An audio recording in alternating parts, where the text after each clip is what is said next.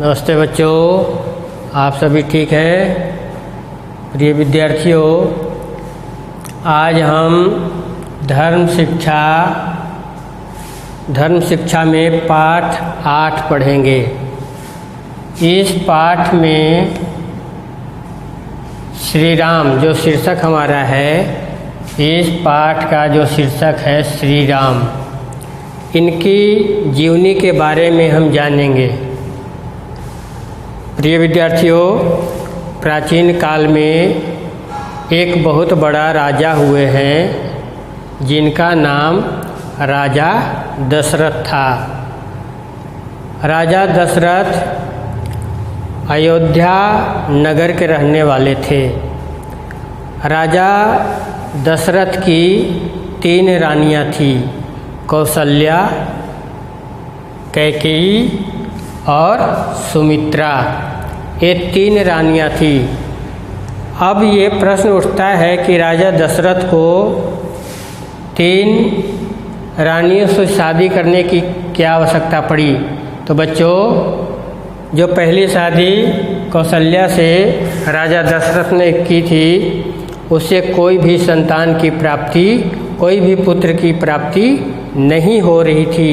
तब दूसरी शादी की सुमित्रा से भी कोई संतान की प्राप्ति नहीं हुई। तब अंत में कैकेयी से शादी की, उससे भी कोई संतान की प्राप्ति नहीं हुई। यह देख करके राजा जो है बड़ा आश्चर्यचकित हुए, बहुत चिंतित हुए, बहुत दुखी हुए और उन्होंने बहुत बड़ा एक यज्ञ का आयोजन किया, जिस यज्ञ में ऋषि, महर्षि, विद्वान, धर्मात्मा, योगी सभी लोग आए और उस यज्ञ में आहुति दे करके तथा उस राजा को आशीर्वाद प्रदान करके पुत्रेष्टि यज्ञ करवाया, जिससे राजा दशरथ के 4 पुत्र हुए। माता कौशल्या से भगवान श्री राम उत्पन्न हुए, सुमित्रा से लक्ष्मण और शत्रुघ्न उत्पन्न हुए और कैकेयी से भरत का जन्म हुआ। तो प्रिय विद्यार्थियों, कहते हैं कि राजा जब वृद्ध हो चुके थे, जब बुजुर्ग हो चुके थे, तब उनके मन में ये विचार आया कि अब अयोध्या नगर का जो राज्यपाठ है अपने पुत्र को सौंप दिया जाए। तब उन्होंने अपने नगर में, शहर में मुनादी करवा दी कि भाई कल जो है श्री राम का राज्याभिषेक किया जाएगा, उन्हें राजगद्दी सौंपा जाएगा। यह सुनकर के माता कैकेयी जो है कूप भवन में जा कर के नाराज होकर के, निराश होकर के, दुखी होकर के और लेट गई।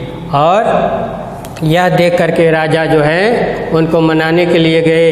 तो कैकेयी जो 3 रानियां जो थी, बहुत विदुषी थी, बहुत पढ़ी लिखी थी, बहुत समझदार थी, लेकिन कैकेयी राजा दशरथ के कोई ऐसा अच्छा काम करके दिखाई थी जिससे राजा खुशी होकर के और उन्हें 2 वरदान देने के लिए कभी किसी समय उनको 2 वरदान के लिए कह दिया था। यह इस अवस्था को देख करके कैकेयी जो है राम को राज्याभिषेक सुनकर के उन्होंने कहा कि राजा दशरथ जी, हमें 2 वरदान देने के लिए आपने कहा था। तो पहले वरदान में आप 2 की ये अयोध्या नगर के जो राजा बनेंगे, अयोध्या की गद्दी पे जो बैठना है, वो भरत को दी जाए और भगवान श्री राम को 14 वर्ष के लिए उनको वन में भेजा जाए। इन सारी चीज़ों को सुन करके राजा जो है बड़ा आश्चर्यचकित हुए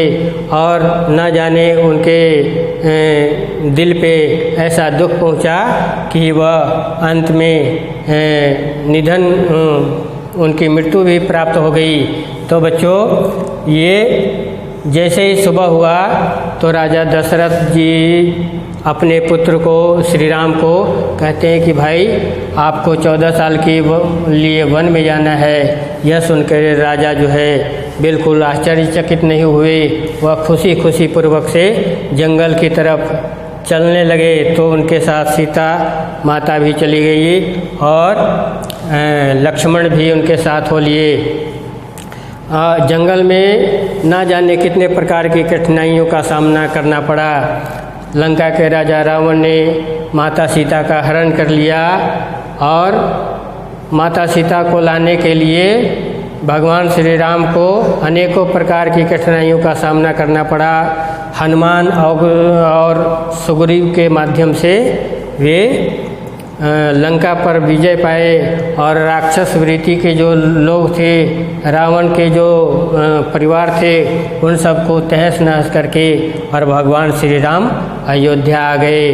और अयोध्या आकर के सभी प्रजा के साथ मिलजुल करके अच्छे कार्य किए। तो बच्चों, हमें श्री राम के जीवन से इस प्रकार की शिक्षा लेनी चाहिए कि अपने माता पिता की आज्ञा का पालन करना चाहिए और सदा अच्छा काम करते हुए, समाज की सेवा करते हुए, प्रजा की सेवा करते हुए अपने जीवन को यापन करना चाहिए।